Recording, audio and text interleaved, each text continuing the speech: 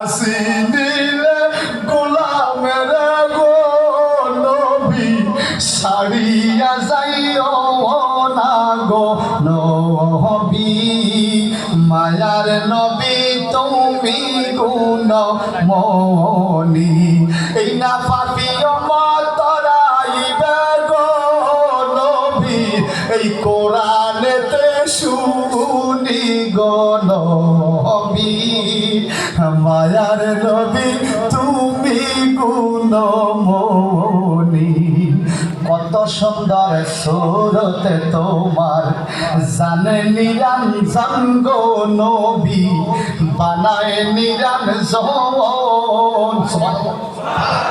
আমার নবীর চোখ মোবারকে সুরমা লাগান ছাড়াই মনে হচ্ছিল নবীজিকে যদি সাজায় রাখছে এরকম সুরমা লাগা থাকতো। আমার নবীজি সকালবেলা কোনো রাস্তা দিয়ে গেলে সন্ধ্যা পর্যন্ত ওই রাস্তা নবীর দেহ মোবারকের খুশবু থাকতো।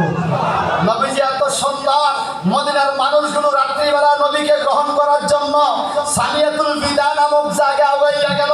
পূর্ণিমার চাঁদ আকাশে, নবী আসতেছে নিচের থেকে, পাহাড়ের উপর থেকে উঠবে। মদিনার মানুষগুলো বললেন, আকাশের দিকে কি তাকাও? তালাল বাদরু আলাইনা মিন সানিয়াতুল বিদা, আকাশের পূর্ণিমার চাঁদ আজকে ভালো লাগে না। সানিয়াতুল বিদা পাহাড়ের পাদদেশ থেকে যে পূর্ণিমার চাঁদ উঠতেছে, নবী মুহাম্মদ ওনার দিকে তাকাও।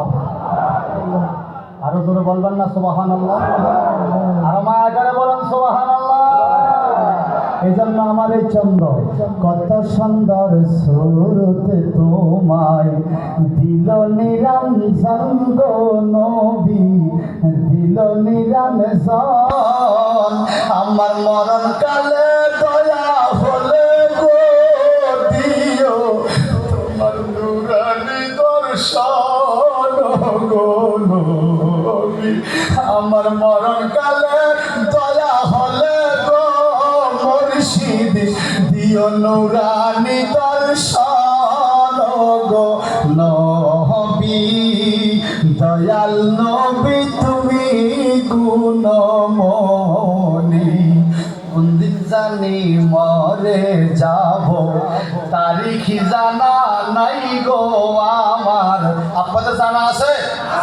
কোনদিন জানি মরে যাইব তারিখ জানা নাই গো নবী তারিখ জানা নাই।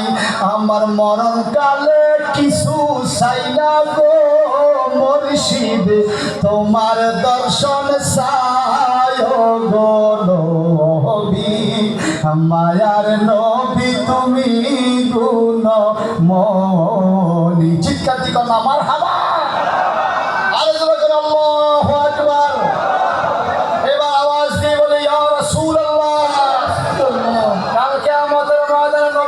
সুপারিশ করবে কিনা? একদিন সাহাবায়ে কেরাম বলে, ইয়া রাসূলুল্লাহ মানান তা আপনি কে? আমার নবী বলে, আনা সাহেবুল কাউসার, আমি কাউসারের মালিক। আল্লাহ পাক কোরআনে বলেন, ইন্না আতানাকাল কাউসার। নবী নিজেকে সাহেবুল কাউসার বললেন। যদি কেউ মদিনা শরীফে গিয়ে থাকেন, আপনারা দেখেছেন বাবু সালাম দিয়ে যখন রওজা পাকে সালাম দিতে ঢোকা হয়,